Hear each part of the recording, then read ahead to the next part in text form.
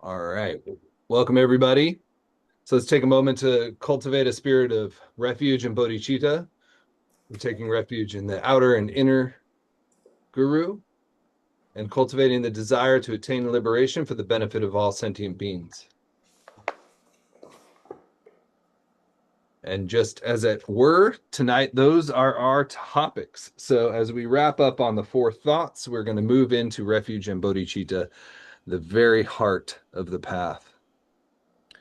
Okay.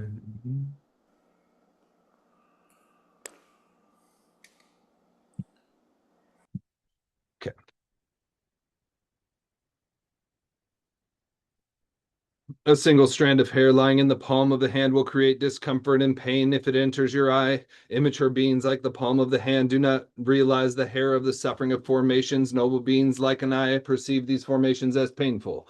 When your body and mind cannot bear the painful experiences of illness or enmity for even an instant, how can you expect to tolerate keeping constant company with the three dreadful sufferings in the beginningless and endless realms of samsara? Thinking carefully about this, generate from the core of your heart again and again the strong attitude of wanting to be quickly liberated from these miseries with an intense yearning that is not just temporary contrived impulse. The Bodhichara Avatar says, though countless Buddhas have passed away after benefiting sentient beings due to my own demerits, I was not within their reach of healing. If I act again in this same way, it will be like that over and over. The Vinaya scripture declares, I have taught you the means of emancipation, but exert yourself since emancipation depends on yourself. Think about how it is. The measure of having trained. The Lammermisha Ningpo root text says, at some point, when you understand that all samsaric grandeur is impermanent, inconstant, and elusive, fascination with even the splendor of Brahma and Indra will have no occasion to arise for as much as an instant. As we develop insight into the fact that all of samsara's apparent pleasures are not really satisfying, when we get there, then we'll really find that we don't even want it. It doesn't even appeal to us anymore because we just see the suffering as part of it. It becomes clear. So that recognition is what is the sign of having fully integrated this wisdom and knowledge into this. Um, Where, so when where, we where, where are you reading, Damien? oh, I'm sorry, I should have told you the page. We started on 108. We are now at the top of 109. And somehow my video says it's been disabled by you. I didn't mean to do that. Sorry, I was trying to mute. You can go ahead and start your video back, and then I will mute. Thank you. Yeah. By having clearly understood the painful nature of samsara and having generated a strong weariness and renunciation, you will at some point realize that all things, all the seemingly superb wealth and grandeur from here up to the summit of samsaric existence are impermanent like a magical illusion because of being composite and constant like an autumn cloud, because of being transient and elusive like a water bubble, because of being devoid of substance. So we might still kind of enjoy things in a very light way, the way we might enjoy a dream or a TV show, but we don't take anything that's happening too seriously. Some of the traditional analogies are like an old man watching children play games, right? So you can kind of enjoy them watching them play, but you're not wrapped up in the game. You don't really care who wins or loses. This is the sort of detachment that we're working towards. It's not like a cold, I don't care about the beings or what's going on in the world, but we're just no longer so wrapped up in it because our sense of I isn't wrapped up in it. Through such understanding, the attitude of fascination with and clinging to the splendor. Oh, there we go. Due to the realizing that the gods have the pain of death and transmigration, and that humans suffer from striving, an intelligent person has no desire for even an eminent might of gods and men. Thus, the wise and the followers of the teachings of the Tathagata perceive what is suffering, what is its cause, and what is cessation. And so this has to do with, grasping at a sense of I and grasping at phenomena. This leads to all the suffering from top to bottom. So this concludes the four thoughts that turn the mind toward the Dharma. I implore you to go back to them again and again and again. They keep becoming more profound, more helpful, and we realize that we really haven't understood them more and more as we keep coming back to them, because our understanding gets more and more subtle and we have more and more insight.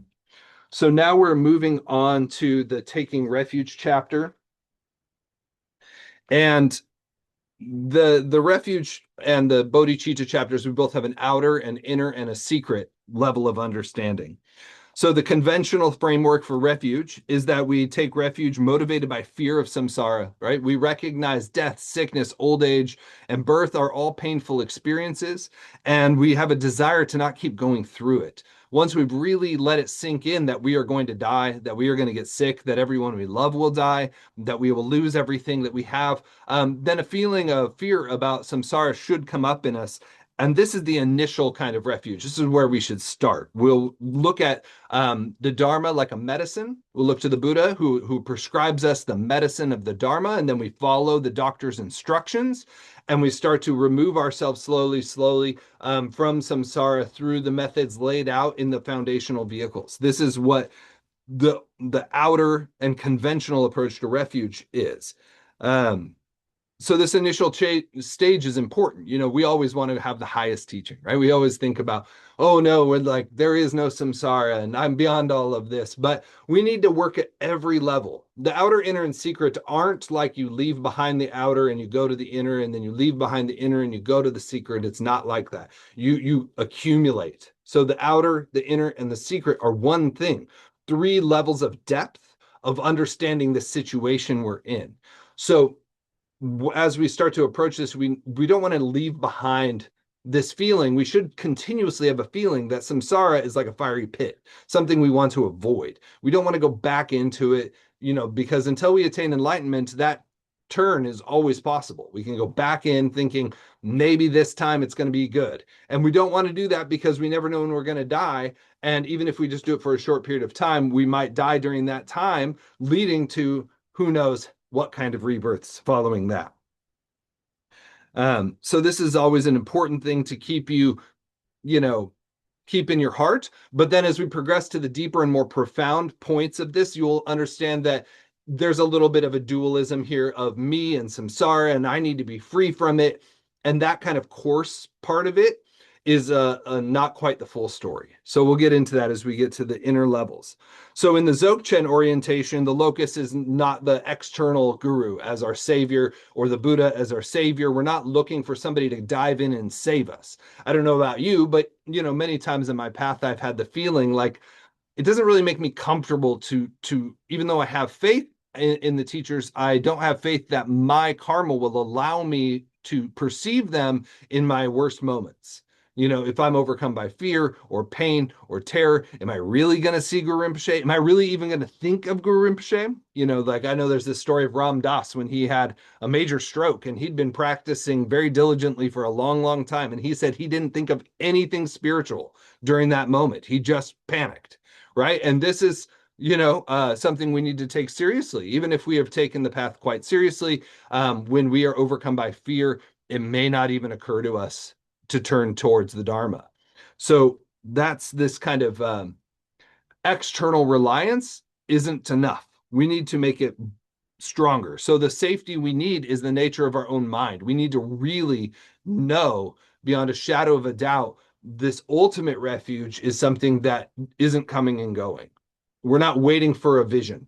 We're not waiting for the Buddha to appear before us. This nature right now, including all of the appearances, is our in right now the Buddha. But we can't see that due to confusion.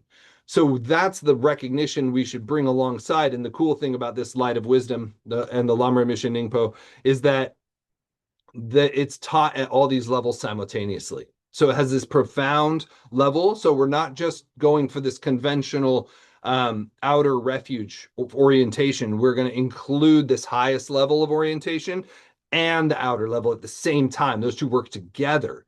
And what it does is that we have these different levels of our own being, right? We have a body and we have thoughts and emotions that are kind of coarse. And then we have energy that's a little more subtle. And then we have this mind, which is the most subtle.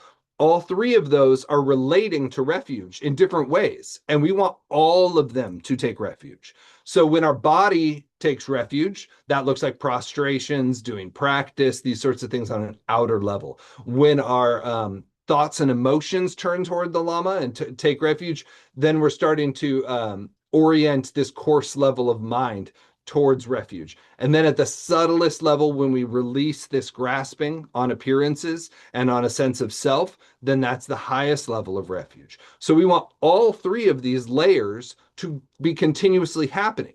This is why it doesn't really work so well to try to do only the highest level, because then you're leaving behind your body and mind, which probably are still operating at somewhat coarse level. And so you might enter into the highest level temporarily during meditation, but then you go back into your body and mind as you interact with other beings and go to work and do all these things. And anytime you're not in recognition, your body and mind are only at the level they're at, right? So you need to bring them up to the level closer in alignment with this realization in the moment of recognition.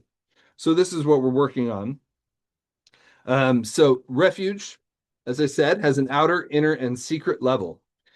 And Garchen Rinpoche teaches refuge again and again with the simple root of love and compassion. So for him, refuge and bodhicitta are not separate things. Really, we're taking refuge in love and compassion. We shouldn't see that as separate from the Buddha. So the Buddha is that wisdom, love, and compassion combined. And when we take refuge in it, we are it, right? So that's the highest refuge, is to become it. So that's what we're trying to do. So first we turn towards it, then we become it. Because as Arjuna Rinpoche says, our mind is like a mirror, it becomes whatever you place in front of it. So this is the practice, right? So this is why we have a framing of a practice. Even if you have the highest level of Trekja practice, you still have the refuge and bodhicitta and the dedication, because you need to bring your mind and body in alignment with the practice that you're doing with your mind so that you can really bring all of it along. So the ultimate refuge is our own mind, and that love and compassion are the actual Buddha and the activities of the Buddha. So the outer, inner, and secret are not a ladder that we climb and leave behind. They deepen all together. So let's try and really cultivate this feeling of refuge tonight. Like, what does it feel like to take refuge, to become a refugee in this true nature? And this true nature on the absolute level is Rigpa, which is it's awake, luminous, it's empty, and it has compassion. That is the highest level. But then it's also the Lama Yidam and Khandro, and it's also the protectors, and then it's also the Buddha, Dharma, and Sangha. So these are these scaffolding that we're going down, that we're taking refuge in. The Guru, the Lama Yidam and Khandro, and the Buddha, Dharma, and Sangha are how your nature manifests in appearances. Right? So your nature shows up in these symbolic forms, provisional forms, so that we can make a relationship with them until we can realize this very subtle part of ourselves. And so your thoughts and your body still are relating to a physical world and a dualistic conceptual world. So you want that physical world and dualistic conceptual world to be ruled by the Buddha, Dharma, and Sangha and the Lama Yidam and Khandro. And we'll go in more depth of what that really means. So the outer refuge is to turn towards the Buddha, Dharma, and Sangha as they appear from the outside. The awakened one, the teaching that reached us, and the community that carries it, the lineage, everything all the way back to Shakyamuni. We need this physical relationship. We need the vision of our ordinary body and mind to have this concrete relationship to the Dharma to help us work with these subtler levels. We anchor our physical experience and mental experience in the outer Dharma. This helps us orient ourselves and keep our mind focused there, because just like in the Bardo, our mind flies all over the place. You may have noticed, right? It doesn't stay stable. It doesn't stay where you put it. But your body and mind are more easy to manipulate, more easy to train. So we train the body and the coarse mind in the Lojong training and in the different aspects of Dharma, the mind training aspect, right? We train ourselves in the verses that we're saying in Nundro. All of these things, these words and these pictures and these people and all of that on a physical level, that relationship on the physical level anchors this very subtle level that we have a hard time relating to because it's so subtle. We're always caught up in the appearances. So it's incredible skillful means to stay in relationship on an outer level to these things. The image of Guru Rinpoche, the sound of the mantra, the kindness of the teacher, these are all the outer supports. These outer supports help you to stay anchored so that you can work on the mind. Garchen Rinpoche and these masters who are highly realized still prostrate to their masters, still prostrate to the Buddha. This doesn't go away, right? So, because, like I said, they are the outer manifestation of this inner part of ourselves. So, the outer refuges, the three jewels, are the finger pointing at the moon. And so, we don't mistake that the images themselves are not it in the ultimate sense. We recognize what they point to. But by looking at the finger, we are reminded to look where it's pointing, right? So this is what we're doing. We look to the objects of refuge, and then we look to what it points to again and again and again. And then we're setting up a trigger for ourselves. So every time we relate to the guru, every time we see our Tanga, our altar, our Lama, then we pay homage on outer and inner, like Joe's always saying on Tuesday, right? We take refuge outward and inward. So we do both of those simultaneously, and we have these outer objects as a support for that inner refuge. So what is the inner refuge? The inner refuge is Lama, Yidam, Khandro, Guru, Deity, Dakini. So these are not different than Buddha, Dharma, and Sangha. They're just more subtle. The Guru is the Buddha that we meet in person. So we have Shakyamuni, but we don't have contact with Shakyamuni. We have his words, but we don't have contact with him, and we can't have a relationship with him. So for us on the Vajrayana path, the Lama represents that for us. The Buddha who gives us personal instructions for us to follow for our particular lineage, because the Dharma is vast, and there's no way we can follow all of it. So the Lama, through their wisdom mind, helps guide you specifically with what will be helpful to you. And even if you don't get to talk to your Lama, when you relate to the Lama through watching teachings, etc., a high level Lama speaks in such a way that their teaching does speak directly to you. There's a connection there, and you can feel it shift something on the inside. And that relationship is what makes the inner guru, which is obviously inseparable from your nature, but also is manifesting to you as this person on the outside. And so the Yidam represents our own accomplishments, right? Our own relationship to becoming the path, right? The skillful means we visualize ourselves as a deity like Chenrezig or Tara or Vajrakalaya. And each of those Yidams is a symbolic representation of certain aspects of the nature of mind. And by saying the mantra and visualizing the deity, we start to build a relationship with those qualities, and they start to express themselves through us. So the Yidam is what we kind of replace our ego with, right? This is a placeholder for this sense of self that we've held on to for so long. We don't want to let it go easily, but if we kind of put this Yidam over it, then we have a feeling of like, oh, I didn't totally disappear. So we don't panic so much, right? But we start to imbue ourselves with these wisdom qualities. The deities aren't just anybody, they're blessed, right? They have specific connections to the nature of mind. So they start to imbue you with those qualities that make it more possible, which is to say, they're made of love. And their love makes you more open, which makes you more capable of recognizing and abiding in your true nature over time. The Dakini is something like the activities, right? When we are resting in our true nature, and even when we're not, but we don't really realize this, our activities arise out of nowhere.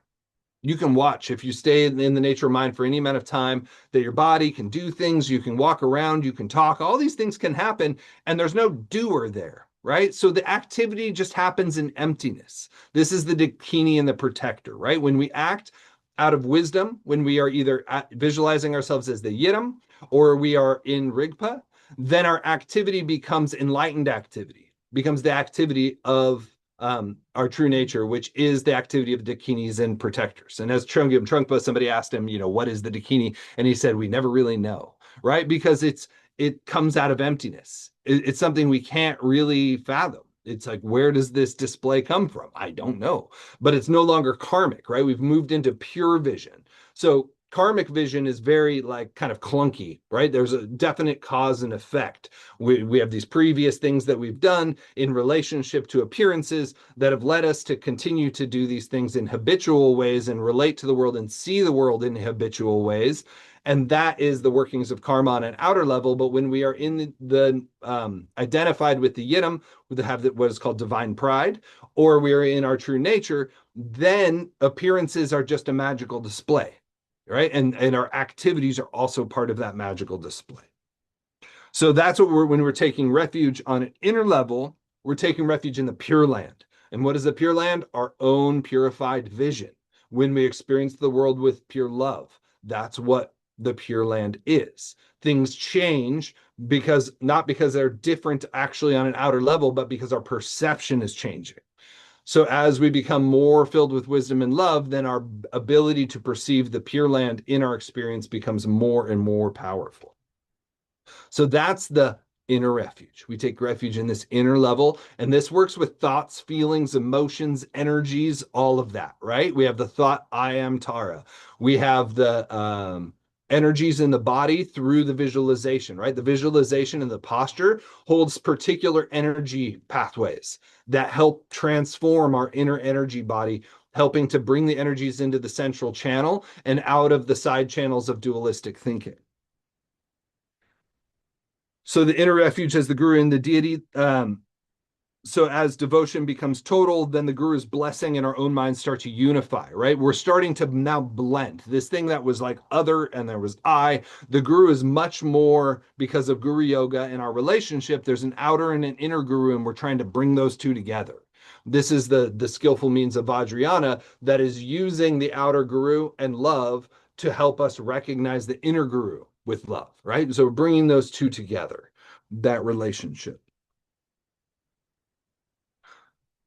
So when we do the 7-line prayer, which is just a really concise guru yoga, we call up Guru Rinpoche, we ask him for his blessings, and he bestows his blessings and dissolves into us, right? So that process is a training of our energy in recognition, because we can't get there from here, right? We have to realize our nature, and that realization is a blessing, not an achievement, right? So the blessing comes through this love and connection and faith. We trust in this by being willing to open to this being in front of us.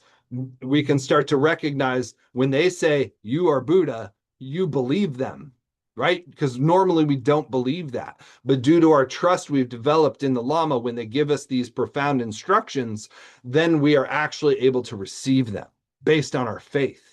But if we don't believe them, then that means we don't have enough merit, right? It means that we haven't purified our conceptual obscuration sufficiently to accept this truth.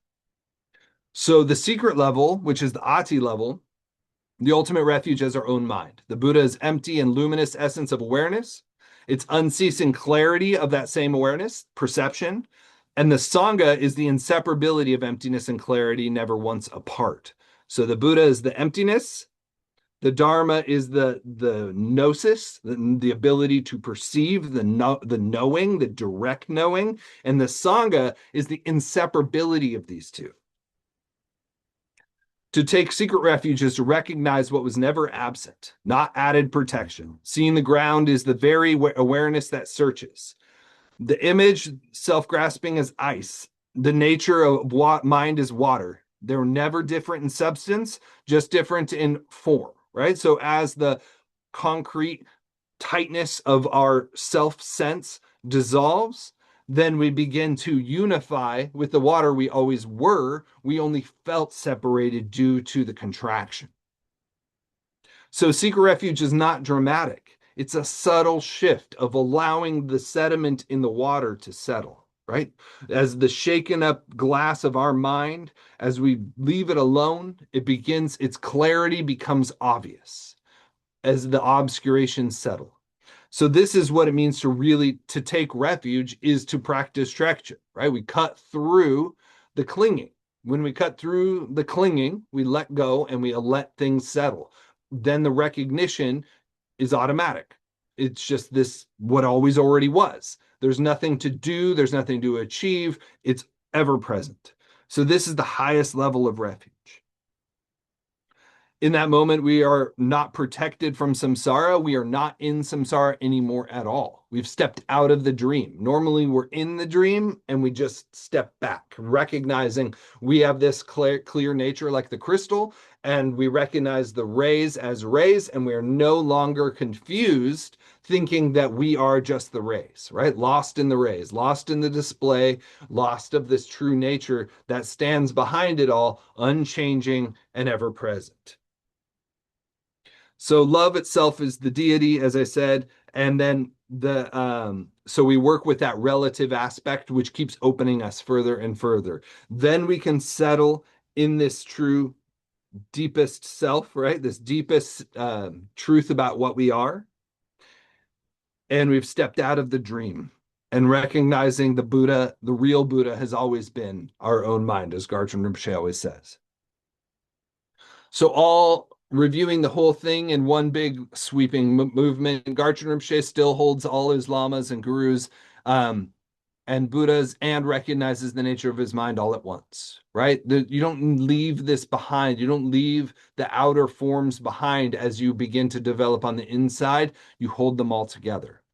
The outer level keeps us humble and devoted and keeps us connected, keeps our heart warm. It keeps, and the secret keeps us free from identifying with it and misusing it, right? Because at any moment we can like turn this emptiness into nihilism or into some kind of power, personal power, right? With the Darth Vader move, we can start to use this recognition and insight to manipulate phenomena. So the lineage and the tradition and the Dharma hold us in a sacred container that keeps us from making these errors.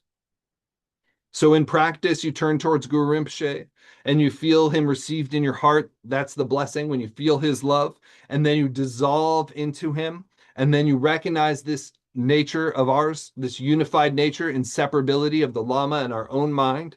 And then you just relax there. And that's the whole process of outer, inner, and secret refuge in one flow, right? That's why Guru Yoga is so powerful, because we do the outer, the inner, and the secret all at once, and we go through it, and you can do it in 1 second, right? You can just visualize Guru Rinpoche like we do at the beginning. He dissolves with the love blessings and then dissolves into us, and then we let go. And we do that again and again and again and again.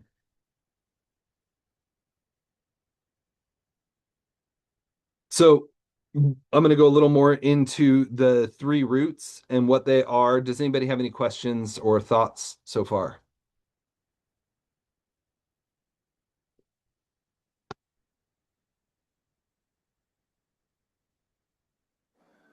You're doing a great job, Coach. Okay. Thank you. I'll keep going. So the guru, the root of blessings. Guru is an absolute prerequisite in this because they serve as a human embodiment of what it is we're seeking.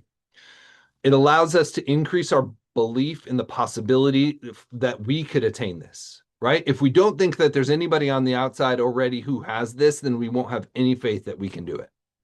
It's just the social nature of us, right? We need to have faith in this outer level, this trust in another human being. This wakens in us our ability to trust that part of ourselves, because we're like a mirror, right? So when we relate to others, this mirroring aspect, this energy that flows between us and the Lama transforms us, changes us. Our relationship and connection to them it changes our energy on a fundamental level. This is the blessing. So the guru is not merely a historical person or an administrative guide, but a living link that mirrors your own Buddha nature back to you, right? So they are an example of this thing that we intuit exists, but we're not quite sure what it is and what it looks like and all of that, right? So they manifest it for us. And so they're a root of the blessings for us, because there's a living transmission between teacher and student. And although it's not like the guru gives you something you don't have, but it reflects to you in a way that it's like resonance, right? Like in musical terms. So this resonance activates parts of ourselves that allows us to have recognition that we wouldn't have otherwise. In the words of my perfect teacher, The Pacha Rinpoche says that without the guru, the path becomes completely intellectual, right? We have our ideas, our ego kind of takes over the story and only understands the Dharma within its own terms, right? It's limited by its own boundaries, by its own limitations. Whereas the guru has this relational context that can challenge the things that we won't want to look at, right? Because there's parts of this that the ego is very skilled at setting things up to benefit itself, right? So it'll take the dharma and say, oh, I like this, I like this, I like this, I don't like that. So this is my dharma, right? And it'll take this, salad bar approach to it, and it'll have its own version of the dharma, which won't have no benefit, but will leave certain parts untouched. Whereas a skillful lama will carefully point out to you where you're stuck. They might do this through public teachings or a one-on-one interview, or just through the relationship itself. The energy will transform and ignite and wake something up. And when they're talking, you'll just hear, I'm sure you've noticed that you hear with good teachers, you hear exactly what you need to hear, even though everybody hears something kind of different, right? So this is the power of the relationship. And this is why it's so important. What is the Yidam, the deity, the root of accomplishment? It's a pure manifestation of your mind's clarity and presence, or Lundra. The Yidam's not an external god to be placated, but is more like an archetypal paradigm um, of fully purified emotion. So our emotional reactivity, which is based on a sense of I and other, is transformed into a wisdom. And that wisdom has a particular flavor. Each of the five poisons has a corresponding wisdom. That, what does that mean? That means when you take away the feeling of I and other, the energy behind it is still there, but now it's a wisdom energy instead of a karmic energy. And so, for instance, the Padma family, which is kind of like desire and grasping and addiction at the worst levels, becomes love at the highest levels, becomes discriminating awareness, which is to say recognition of what is good, right? So that wisdom is the same energy that supports desire and addiction, but desire and addiction is what happens that energy when it's put into a dualistic framework. I and other, and that graspy quality of I need more, I need more, I need more. That grasping is what that energy does when it's locked up in a knot, right? So we have these knots in our channels in our body. And as these are freed, then the energy can flow as pure open love. Or anger or aggression is this discriminating wisdom that knows what is harmful and sees clearly, becomes aggression because of this desire to draw boundaries around our sense of self. This is me and this is you, and don't violate my sense of self, right? That sort of thing. And this corresponds to all of the five poisons. So the Yidam is a archetypal, pictorial, symbolic microchip that contains all the information about a particular flavor of that energy that when it's liberated.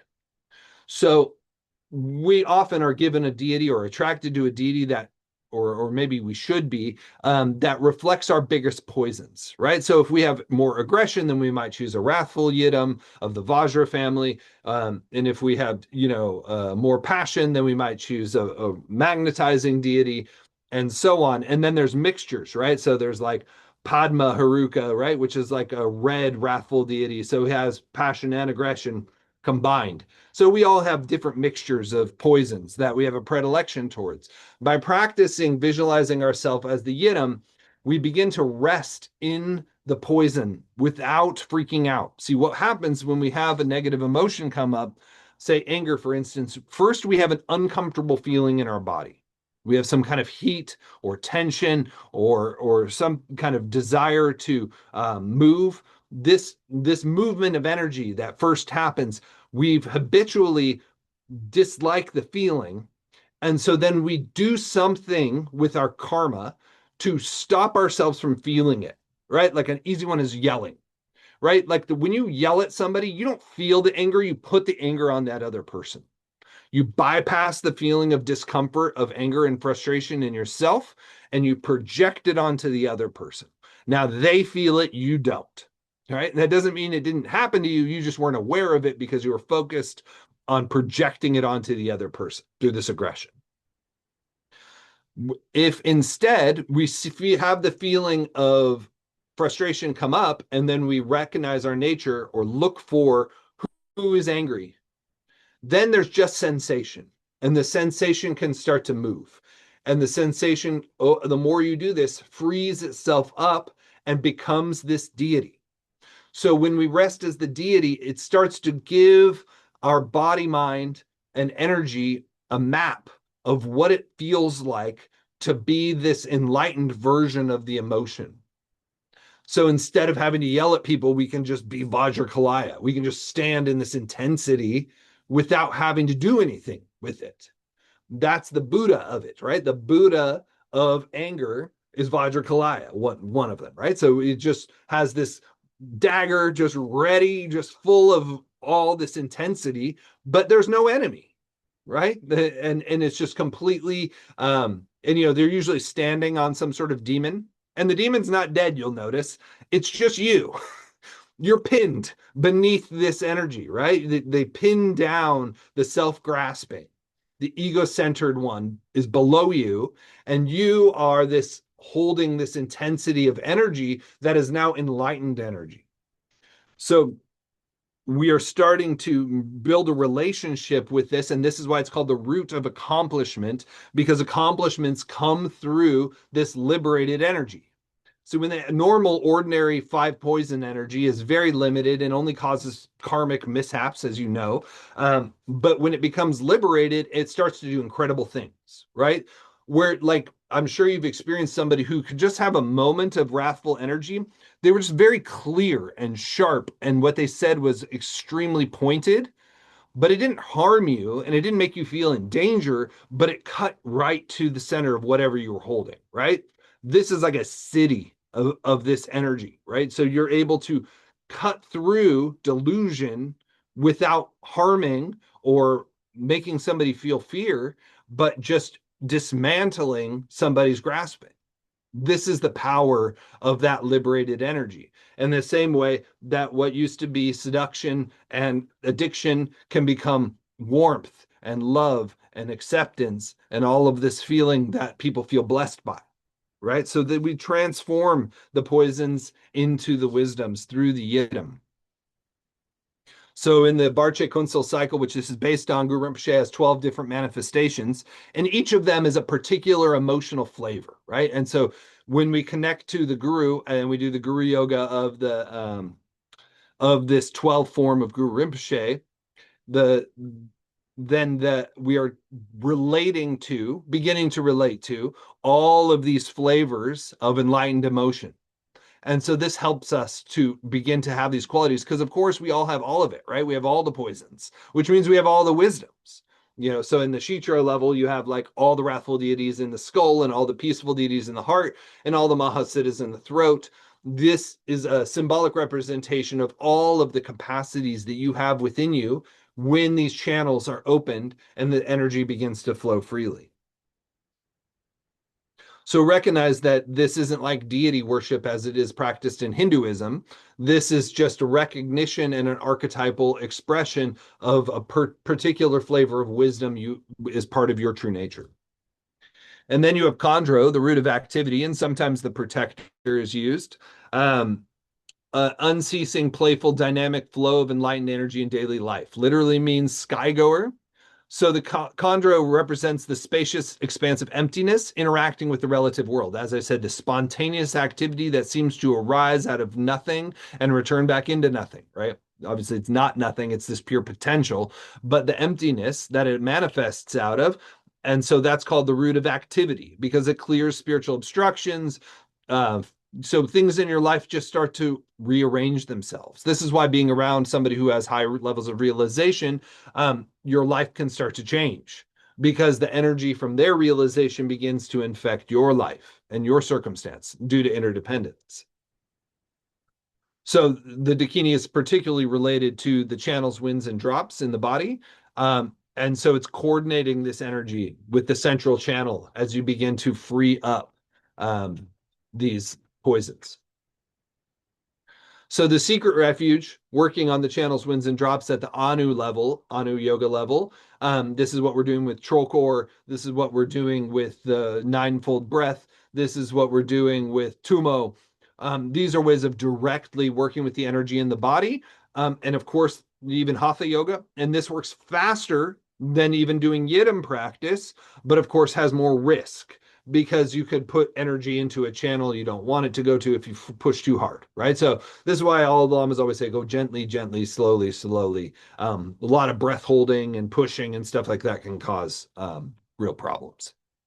And then the absolute ultimate refuge is naked recognition of Buddha nature, Rigpa itself. Um, I don't need to go over that anymore. So that is refuge on the outer, inner, and secret level. Any questions, comments, thoughts?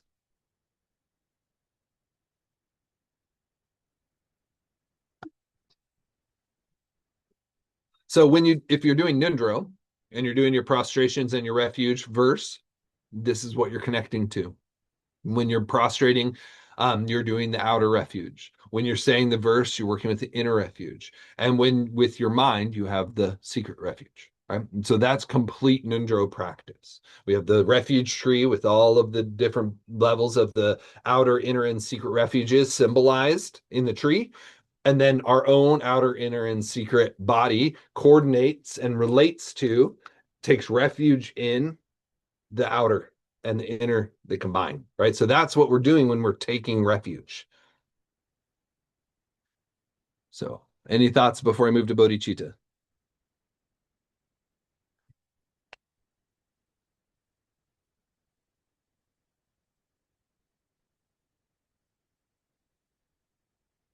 Yes, Vivian. Um, that was a lot of information. So that's why it's hard to formulate a question because they come up and then it moves to the next thing. But at Yeah. any rate, uh, I a lot of things have come up as you were talking in terms of my relationship to my teachers. Mhm. And um, by nature, I am pretty devotional. I just that just is how I roll. Mhm. And um, see, how do I formulate this question? And why am I still searching?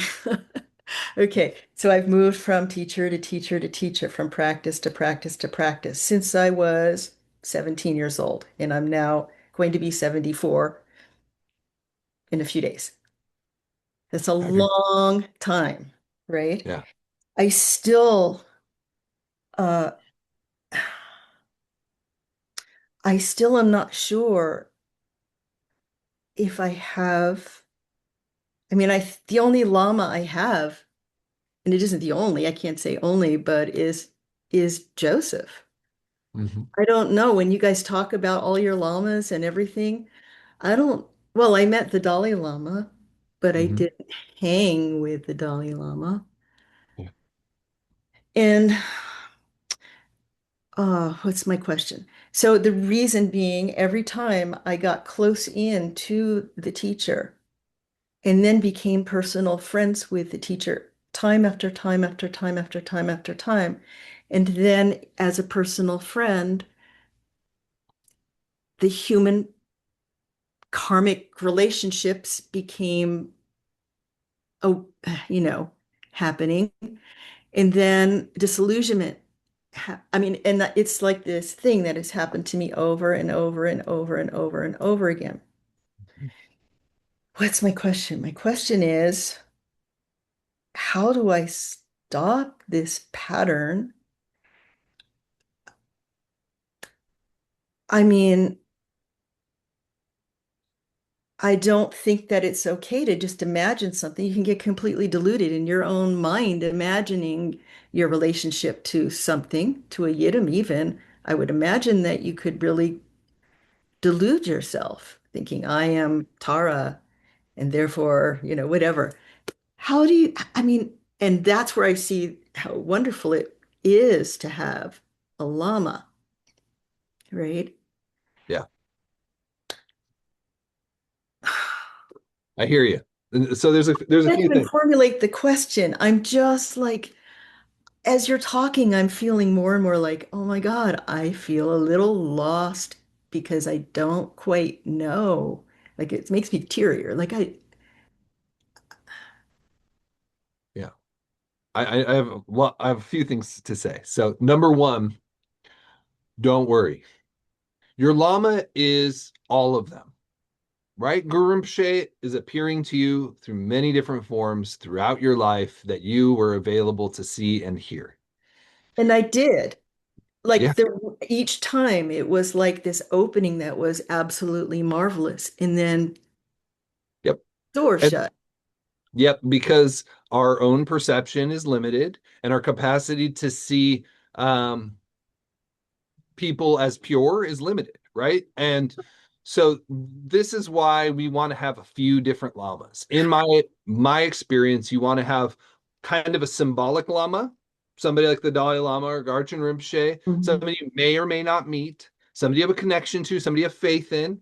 This is the lama that in a lot of ways is the most important Mhm. because you're not so close you get burned, right? They just stay in this pure manifestation. You can watch their teachings on YouTube, you can get these Yeah. connections, um, and you can pray to them and see them as Guru Rinpoche or see them as Samantabhadra or Amitabha or whatever, and you can just know that that's that. Then you can have different levels of lamas at a closer level that you have more or less faith in based on how ordinary they are. Um, most people aren't very developed. We live in dark times, even though most, the best llamas are still have a lot of human traits. Because, like I Right. said, like their mind can be very developed, but their body and speech and thoughts haven't moved all the way to catch up with their realization. So what you need to do on two levels is one, keep the mind training that their mind is the Buddha. Don't worry too much about their behavior and thoughts. And even if their behavior and thoughts do something wonky, you just stay focused on the mind level. You just Mhm. don't worry about that. This is why you need to use, like Dr. Rinpoche, he told me you never visualize the ordinary Lama. You always visualize Guru Rinpoche or Vajradhar or Samantabhadra. Because of these, we get all confused. But like I said, with like the Dalai Lama or a Garchen Rinpoche or something, usually we can kind of hold them purely. Mhm. But when it comes to the closer level lamas, don't focus all your devotion on them. It just doesn't tend to work out well. It's not just you, it's everybody. Because people are full of foibles. And what happens, the reason that we have this damage your samaya thing is because you're breaking the relationship to your own nature if you put all your eggs in a basket that you now break the relationship from, right? That's the Right. danger. Yes. So we want to keep all our eggs in a basket that's not going to get broken, a safe basket. And then we have other guides and we try to see them as purely as we can. Mhm. And then, the other thing going on here is that we all are addicted to the seeking, right? That's part of what we're working through. Yeah. And that's okay. Like that's samsara, and it's better to be seeking dharma than to be seeking drugs or food or whatever. You know, but recognize that pattern. Just recognize the desire of like, this isn't enough. It's just restlessness and boredom, and we all have all of that. But we also want to stay engaged in the dharma, and it can be skillful means to keep seeking more, as long as you keep your eye on what the main point is and you don't have the feeling that anything on the external world is going to satisfy you. You're never going to meet the perfect teacher who's going to touch you and you're going to blow into Buddhahood. And, that's never going to happen. Right. So, That's what I want. right. We all do. We all do. Right. But that's not what's going to happen. We have to really be in touch with the inner Lama and really know that that's what we're seeking and don't seek it on the outside. We can keep our engagement on an outer level, no problem. But just know that the thing you're seeking is this inner part of yourself. And they Mhm. are just a mirror for that. So you have different reflections of your nature and all these different forms that have appeared throughout your life. And you have Lama Joe and all of it. They can help you. But don't put all your eggs like they are a perfect Buddha in all their behavior and speech and conduct. You will be disappointed. That don't do that. But their mind is the Buddha, but so is yours. And this is the good news. The Garchen Rinpoche said you could have almost anybody as a Lama if you had faith, right? Right. Because everybody has Buddha nature. So stay focused on the Buddha nature. Develop a relationship to the symbolic Lama, right? Like that's what for me is Guru Rinpoche, and then Guru Rinpoche appears to me in all kinds of ways. That Mm. helps me a lot because then if something's a little off I don't care. I'm focused on Guru Rinpoche. It doesn't matter what happens here. It's the source that I'm worried about. And that source, I also visualize myself as Guru Rinpoche. So now I'm not seeking it. I am it. And I appear to myself. Yeah, let's see how this works. This is why Guru Yoga is the most profound path, especially like, so we think of Guru Yoga as visualizing the Guru, giving us the blessings and dissolving into us. And that's like kind of like outer Guru. But inner Guru practice, you visualize yourself as the Guru, right? You are Guru Rinpoche, you are Longchenpa, you are Chokjur Lingpa, etc. That is so potent because now this thing you kept like putting all your faith into, you are starting to be it. That Mhm. changes. Oh, I'm making offerings to myself. I'm singing praises to myself. That's a game changer in your path and your relationship.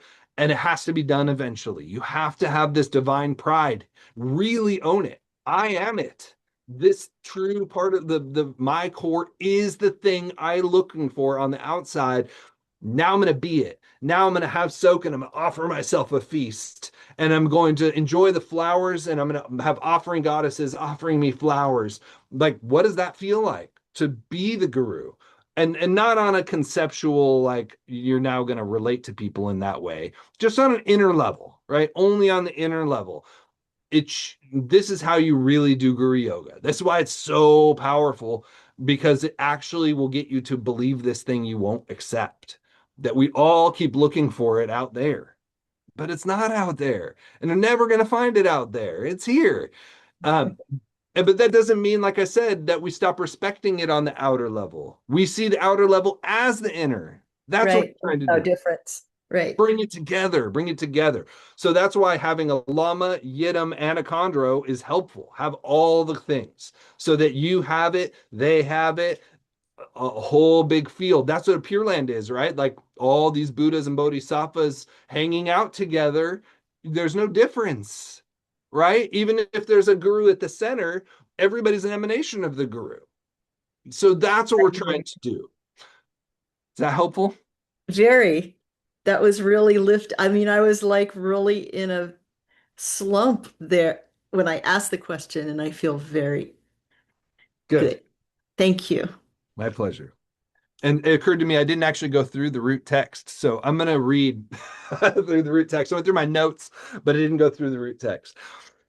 An explanation of the paths and stages of the path common for people of superior capacity. This has two parts: taking refuge, the entrance of the path, generating bodhicitta, the main part of the path. Taking refuge, the entrance of the path. The Lamram Yeshe root text says, while truly perceiving the three precious ones, the roots and the guardians of the Dharma, to be the unfailing and permanent protection, regard them as respectfully as your refuge until enlightenment, in order to free yourself and others from the terror of samsara. Outer refuge. Through these stages of the path, you will have given rise to the attitude of renunciation, the desire to be quickly liberated from the three realms without letting the freedoms and riches go to waste. Next, it is logically confirmed that you cannot by yourself transcend, needless to say, the terrors of samsara, being incapable of transcending even the fears of this lifetime. Therefore, you need to take refuge in the objects of refuge that can protect you from such fears. These objects are the three jewels, the outer refuge, Buddha, Dharma, and Sangha, as well as the three roots, the inner refuge, Guru, Yidam, and Dakini, together with their retinues of the wisdom guardians of the Dharma. Having relinquished all their faults of imperfection, these objects of refuge are liberated from the fetters of samsaric existence, and through possessing immeasurable qualities, they are capable of protecting others. Thus, they are always an unfailing and permanent protection. Perceiving them as such, while truly understanding these reasons, take refuge in them, and with the intention quickly to deliver and free yourselves and all others, your parent-like sentient beings filling space from the tremendous terrors of samsara, from this moment and until attaining the great enlightenment, with respectful body, with yearning speech, and with one-pointed devotion of mind. To explain this in slightly greater detail, there are 7 points: the reason for taking refuge, the objects of refuge, the manner of taking refuge, the way in which one is protected, and the measure of having taken refuge, the trainings and the benefits. The reason for taking refuge. Lord Atisha declared, although you may have taken all the precepts, you do not possess them without taking refuge. According to his statement, taking refuge is the indispensable foundation for all Buddhist precepts. That means you're not a Buddhist unless you take refuge. And taking refuge means that you rely on the Buddha, Dharma, and Sangha, Lama, Yidam, and Khandro, and your true nature, and do not rely on samsaric beings of any kind. This means wealth, long life, or God's representing those things, right? These are the things we tend to turn towards: love, our family, our friends, all these. These are worldly sources of refuge, and they're failing sources of refuge. So to be a Buddhist, we don't take refuge in those things. We take refuge in the 3 roots and the 3 jewels. Taking refuge marks the difference between being a Buddhist or not Buddhist, and without depending upon the protection of these objects of refuge, there's no way to attain emancipation from samsara. The objects of refuge. Between the 2 types, causal and resultant objects, causal objects of refuge are the 3 jewels and the 3 roots comprised of the stream of being of others. The greater and lesser vehicles identify the 3 jewels in different ways, but the following accords with the system of the unexcelled greater vehicle.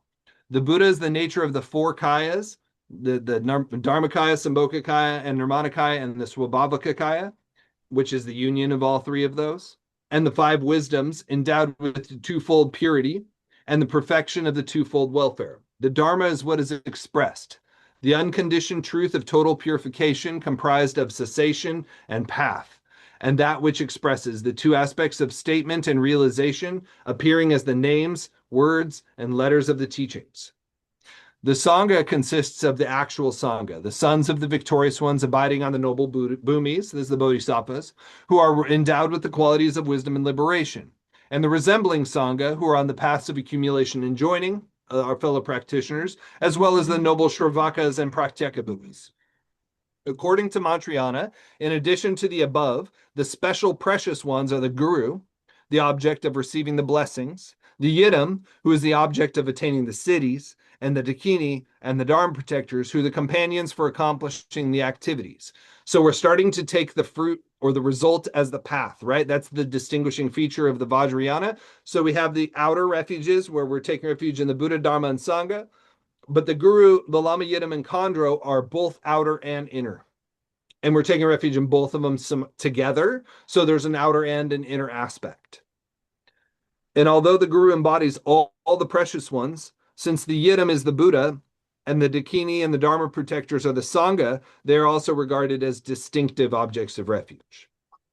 The resultant object of refuge is your own mind, which is the unity of being empty and cognizant, abiding as the identity of essence, nature, and capacity. This is emptiness, appearance, and compassion, right? Capacity is like abilities, right? And the way of taking refuge means accepting something as an object of refuge in order to attain the result of taking refuge therein.